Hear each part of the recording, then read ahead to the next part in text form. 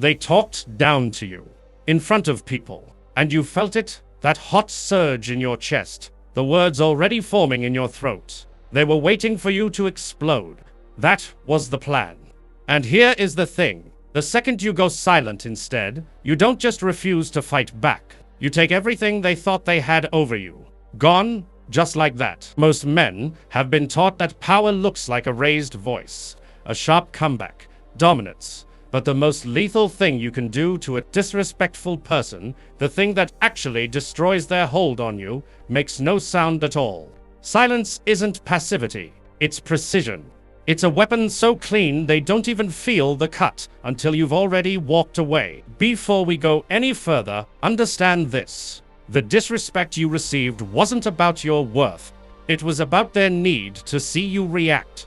That's the whole game. They needed proof that they could move you, that you were something they could push around. Your silence doesn't just deny them that proof. It exposes the whole game for what it is. And once you see it, you can't unsee it. You know the replay. It's 3 in the morning and you're running it again. What you should have said, how you should have shut them down right there. The perfect line that would have left them speechless. You craft it beautifully in the dark, and then the sun comes up and you feel worse because you didn't say it, and you wonder what that means about you. Here is the specific thought that only this kind of pain creates. Not betrayal, not loss, but disrespect. The thought is, did I let them? You replay it, and somewhere in there you start wondering if your silence was cowardice, if you froze, if the person who talked down to you was right about something you don't want to admit. That question, that one, that's what this is really about. And it gets worse when it happened in front of others, because now it's not just between you and them. Other people saw it. Maybe they laughed. Maybe they stayed quiet. Either way, you felt every eye in that room. And part of the replay isn't even about the disrespectful person anymore. It's about what those witnesses decided about you in that moment. That's the wound inside the wound. You're not just angry at them. You're grieving something specific. The version of that relationship, or that moment where you were treated as someone worth respecting, that's what got taken. Not your pride in some abstract sense. The specific, concrete feeling of being seen as a man who matters. That grief is real, and it deserves to be named before we go any further. Here is something researchers at Emory University found that explains exactly what you felt in that moment. When a person believes their social rank has been publicly lowered, even briefly, the brain floods. The anterior cingulate cortex with conflict signals. Not a vague sense of embarrassment, a specific neural alarm that demands immediate action to restore status. Your body was not overreacting. It was doing precisely what it was built to do. The problem is that alarm doesn't stop after the moment passes. Studies on status threats show that the cortisol spike, triggered by public humiliation, can persist for hours, sometimes days. That's why you're still running the replay at 3 in the morning. That's why the anger feels fresh even a week later. Your nervous system filed it as an unresolved threat. And unresolved threats don't sleep. And here is what makes this worse. When you react, when you snap back, when you raise your voice, when you let them see the wound, that same cortisol system interprets your own aggression as further threat. You think you're releasing pressure. You're actually feeding it. The reaction doesn't close the loop. It extends it. Which means every time you've argued back, you've made the pain last longer. But silence, deliberate, chosen silence, does the opposite. Neuroscience researchers studying de-escalation found that voluntary withdrawal of response activates the prefrontal cortex, the part of your brain responsible for judgment and long-range thinking. In plain language, the moment you choose silence, you are physically shifting control from the reactive brain to the strategic brain. You are not backing down. You are changing the battlefield entirely. There is a moment in Marcus Aurelius' life that almost no one talks about. In the Roman Senate, during open session, a senator named Herodotus Atticus, a man Marcus had personally elevated, trusted, given resources to, stood up and publicly mocked the emperor's Stoic silence. called it weakness dressed in philosophy's robes, said a real emperor would strike back. The entire Senate watched to see what Marcus would do. Understand who Marcus was in that moment. He was not a philosopher sitting comfortably above human pain. He was a man. He had buried children. He had watched plague hollow Rome while campaigning in the rain and mud. He was exhausted, grieving, and in that chamber, a man he had lifted was using the language of philosophy to cut him open in public. The humiliation was real, and it landed. Marcus said nothing.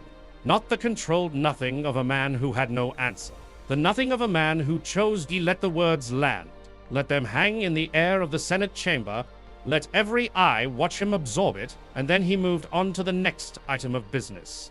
No imperial wrath, no public reprimand, just the absolute, devastating stillness of a man who refused to let another person define the terms of his dignity. History recorded what happened next. Without a single word of retaliation, Marcus Aurelius's silence became the event. It was discussed, written about. The mockery faded. The silence echoed. And Herodes Atticus, the man who thought he had exposed the emperor's weakness, spent the remaining years of his life being studied as the man who tried to humiliate Marcus Aurelius, and produced only the most famous demonstration of Stoic power in Roman history. That night, Marcus wrote in his private journal the text we now call Meditations. He wrote not about Herodes. He wrote a single principle to himself. The impediment to action advances action. What stands in the way becomes the way. He was talking about himself, about turning the disrespect into the very source of his composure. The insult had become the forge. He just had to choose to use it that way. The Stoics called it the hegemonikon, the governing faculty, the inner citadel. The idea was this: there is a center inside you that no external event can touch without your permission. Not your reputation, not your image, your actual center. And the disrespectful person in your life, no matter how loud, no matter how public, they can reach your surface. They cannot reach that center unless you hand it to them. Your reaction is the handover. Think about what a disrespectful person is actually doing. They are requesting your inner state. They are asking you to give them your peace so they can feel powerful. Every time you react, even with justified anger, you are saying yes to that request. You are handing them the key. Silence says no. Not rudely, not bitterly, just no. You don't live there. You don't grant access. And that specific refusal is what they cannot counter. The Stoics understood something that took modern psychology centuries to catch up to. Disrespect is a transaction. It only completes when both parties participate. The moment one person refuses to complete the transaction, the whole thing collapses. Not gradually, immediately. The Stoics built an entire practice around becoming the person who simply refuses to complete the transaction. Not out of coldness, out of a very clear-eyed understanding of what the transaction costs. When you react to someone who disrespects you, what do you spend? Your peace, your time, your hours at 3 a.m. Your energy that could have built something, your focus that could have served something that matters. You have been paying a bill that was never yours. Every argument, every clapback, every time you let them live rent-free in your head, that was currency you spent on them. The Stoic principle ends the subscription. Tonight, here, is what most people miss. The Stoics didn't treat silence as a one-time response. They trained it. Marcus Aurelius practiced it daily, sitting with discomfort before reacting, pausing before speaking, deliberately choosing the gap between stimulus and response. That gap is a muscle. Most men have never trained it because they were never taught it was a muscle. You train it the same way you train anything, deliberately, repeatedly. Starting now. I know exactly what you're thinking right now. You're thinking, this is not weakness they showed me. This was deliberate. They knew exactly what they were doing. They knew who was watching. They chose that moment. And you want me to just go silent, like it didn't happen. That feels like letting them win. I hear that. That specific thought, that silence equals concession. That is the belief we need to dismantle right now. Let me be precise about this. Choosing silence is not saying what they did was acceptable. It is not forgiveness. It is not letting them off the hook. It is not pretending it didn't happen. What it is a decision about where you spend your power. Forgiveness is about them. Silence is about you. You are not going quiet to protect them. You are going quiet to protect the one thing they wanted to take from you. You asked yourself if you froze. That question is fair. There is a real difference between freezing in fear and choosing in clarity. One happens to you, the other is done by you. If in that moment you felt heat in your chest and you swallowed it, that wasn't cowardice. That was the first draft of wisdom. Even if it didn't feel like it, even if you weren't conscious of choosing. The body sometimes knows before the mind catches up. The disrespectful person needed a reaction to confirm their story about you. That you're controllable. That your dignity has a price and they know it. When you don't give them the reaction, you don't just deny them the moment. You deny them the entire story. The whole narrative they built around your weakness. Silence doesn't just refuse the battle. It deletes the arena. And a fighter with no arena is just a person standing in an empty room looking foolish. And here is the compassionate truth. Not the soft kind that makes you feel better. The hard kind that actually helps you. A person who needs to disrespect you to feel powerful is already in a kind of prison. They require your reaction like a drug. Without it, they have nothing. You are not lowering yourself to their level by responding. But you are also not escaping theirs by staying in the argument. The exit is silence, and it is yours to take any time you want. Here is the revelation, the thing that changes everything. Are you ready? Your silence to a disrespectful person is not received as neutrality. It is received as judgment. That's it. That's the secret. Because the human brain cannot tolerate unexplained withdrawal from someone it was trying to provoke. The absence of your reaction becomes the loudest thing in the room. Your silence reads as a verdict, and they cannot appeal it. A harsh reply, they can counter it. They can argue back. They can reframe it. A joke. They can laugh it off. A cold look. They can call it anger. But silence. Deliberate. Sustained. Unbothered silence from someone they disrespected. There is no script for that. They have no response. They are standing in a room where they expected an echo and got nothing. The nothing is worse than anything you could have said. This is not theory. This is how human psychology actually works. The power transfer Marcus Aurelius understood, the one the Stoics built their entire philosophy around. It happens the second you choose silence. Not gradually. Not over time. The instant you choose not to react, you have taken back every bit of influence that person believed they had over your internal state. They still have words. They still have the public moment, but they no longer have you. And without you, their power is just noise in an empty hall. Your silence does one more thing that nothing else can. It holds up a mirror. When you don't react, the disrespectful person is left alone with their own behavior in the room. No argument to hide behind. No your reaction to my action chain to follow. Just them. And what they did in silence. And that is often far more confronting to them than anything you could say. You have forced them to look at themselves without your noise to distract from the view. When we say silence is the most lethal response, lethal doesn't mean cruel. It doesn't mean cold. It means final. It means the kind of response that ends the dynamic completely. Not just this argument. The whole dynamic. Because once you have gone silent on someone with full intention, and they have felt it, the relationship between you has permanently changed. They know something about you now they didn't know before. And you know something about yourself. Marcus Aurelius practiced this. When someone disrespected him, his first move, documented in Meditations, was to name what was happening before doing anything. Not out loud, internally. This person is trying to move me. 3 words. That's it. The naming creates the gap.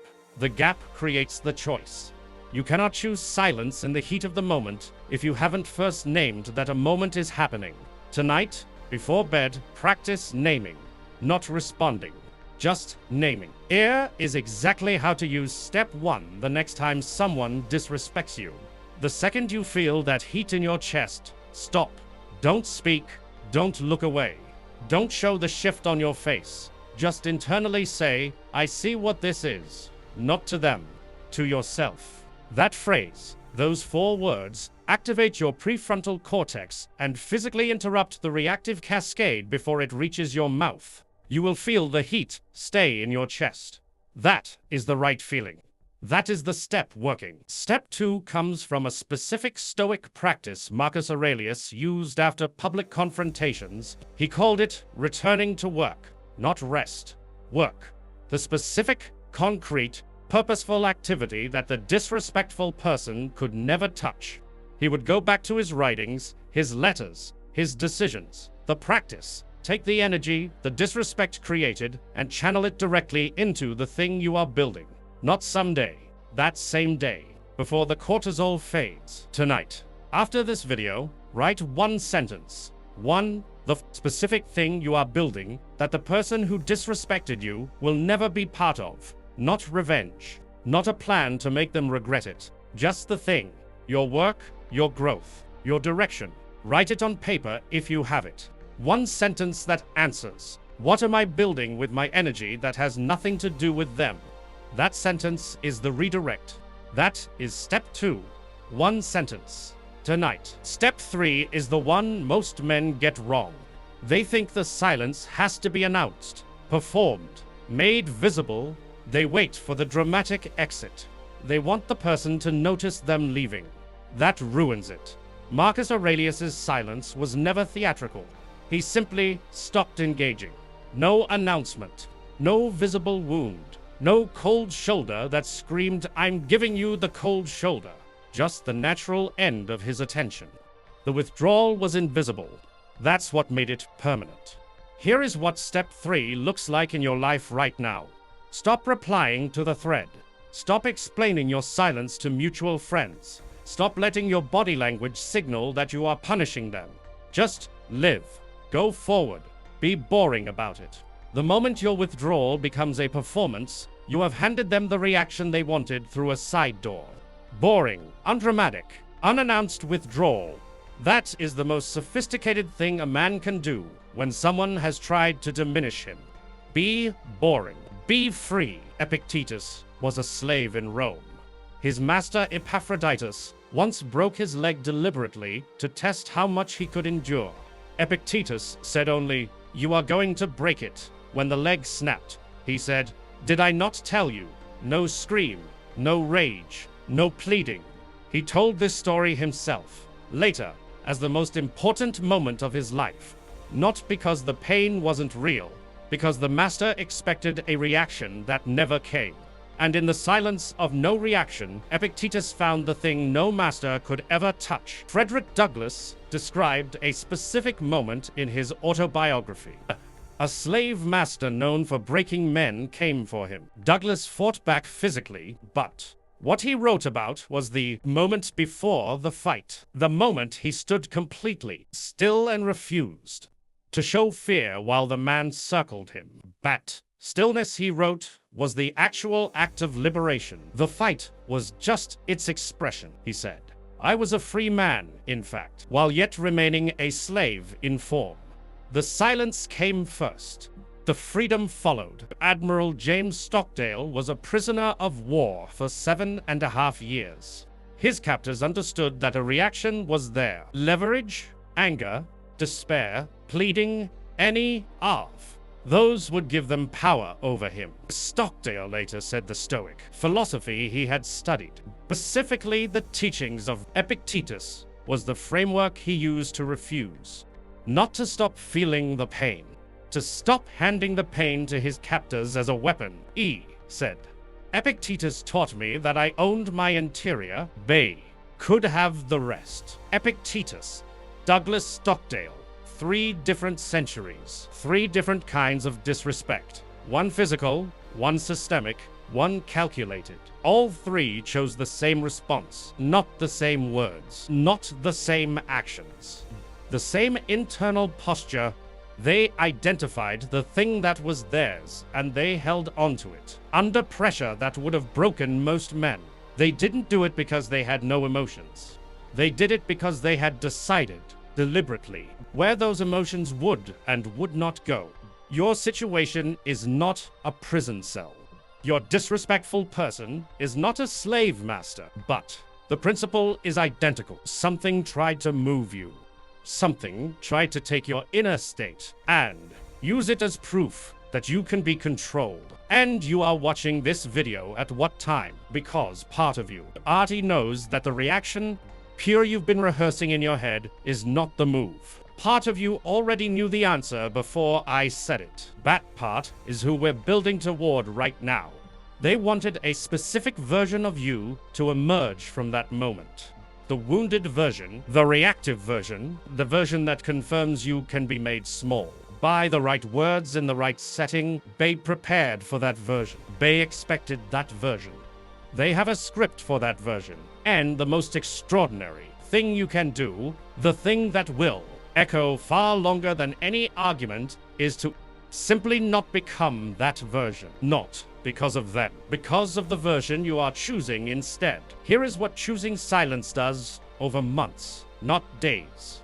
It builds a specific kind of confidence that cannot be faked and cannot be bought. The confidence of a man who has been disrespected and chosen not to collapse. Not once, multiple times. Each time it happens, and each time you choose, the inner ground you stand on gets harder, firmer. You start to feel it in rooms before situations happen. That settled quality, that art, it is built entirely from the moments you chose silence when everything in you wanted to react. Remember the witnesses, the people who were in the room. You've been worried about what they decided about you. Here is what actually happens. The person who chooses silence when publicly disrespected over time. The witnesses remember that person differently, not as weak, as formidable, as someone with an interior, life too substantial to be rattled by the ordinary cruelty of ordinary people. The witnesses saw something that day. They are still thinking about it, not the disrespect. Every time you choose silence, you are protecting the most important real estate you own, not your reputation. Your attention, hours you spend ruminating, arguing, pre-playing, those are hours that belong to your life, to whatever it is you are building, to the people who deserve your actual presence. Disrespect wants to colonize your attention. Silence is the eviction notice. And unlike an argument they can show up to your silence serves itself. They cannot attend. There is a specific moment, and you will know it when it arrives. When the memory of being disrespected stops being something that happened to you and becomes something that clarified you. Not because the pain disappears, because the pain has been metabolized into something you now know about yourself. You know where your line is. You know what you will and won't give access to. You know what silence feels like from the inside, and what it costs and what it returns. That knowledge is permanent. They gave it to you. You kept it. Look at who you are right now. You were disrespected. You felt it. You wanted to react. You didn't fully, or you did, and you hated yourself for it. And now you're here, at whatever time it is, looking for a better way. Bats, not weakness. That is the specific shape that wisdom takes in its first form, uncomfortable, sleepless, searching. The man who goes looking after the wound is not broken. He is in the earliest stage of becoming someone the disrespectful person will spend a long time trying to understand. They never will. Write it down if you need to. The most powerful thing you can say to a disrespectful person is the thing that leaves them nothing to answer. And that thing, Devoe, the one thing in all of human interaction that they cannot argue with, cannot reframe, cannot use against you, is the sound of a man who has decided they are simply no longer worth his voice. If This landed. If any moment in this video made you pause and sit with something, then you already know what to do next. Not a dramatic change. Just one thing tonight. Name it. Redirect the energy. Walk forward without the performance. 3 steps. 1 night. And if you want to go deeper into what Marcus Aurelius actually practiced when the people around him tried to define him by their cruelty, that video is right here. The silence starts now. The rest follows.